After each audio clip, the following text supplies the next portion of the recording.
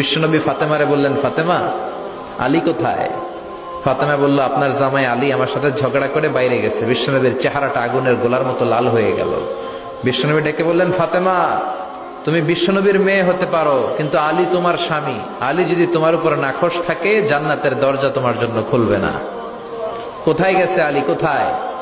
বললেন যে মসজিদে নববীতে গেছে। বিশ্বনবী যে দেখলেন বালির উপরে আলী শুয়ে আছে। বিশ্বনবী মজা করে ডাক দিলেন, ইয়া আবা তোরাব। তোরাব অর্থ বালি, তোরাব মানে কি? বিশ্বনবী ডাক দিলেন, ইয়া আবা তোরাব, মানে হে বালির বাবা আলী, ওঠো। এখন আলী ওঠে না, রাগ করে আসছে।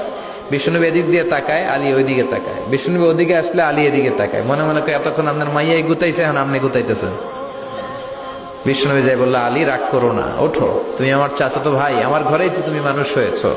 ঘাপটি মেরে হাতটা ধরে টান দিলেন। সাইয়েদনা আলী উঠতে বাধ্য হলেন। বিশ্বনবী কারো হাত ধরে টান দিলে ওই লোক বসে থাকতে পারে? উঠে গেলেন, ঘরে নিয়ে আসলেন।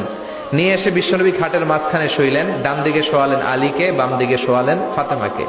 এবার মেয়ের জামাইকে আর মেয়েকে বুঝাতে লাগলেন, নসিহত করতে লাগলেন, গল্প শোনাতে লাগলেন।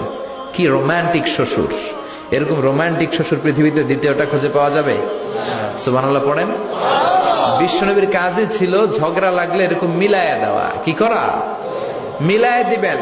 সমাজে অনেকে আছে ঝগড়া লাগলে আরো লাগায়া দেয়, আছে না নাই? আগুন লাগলে কি দিয়ে নিবান?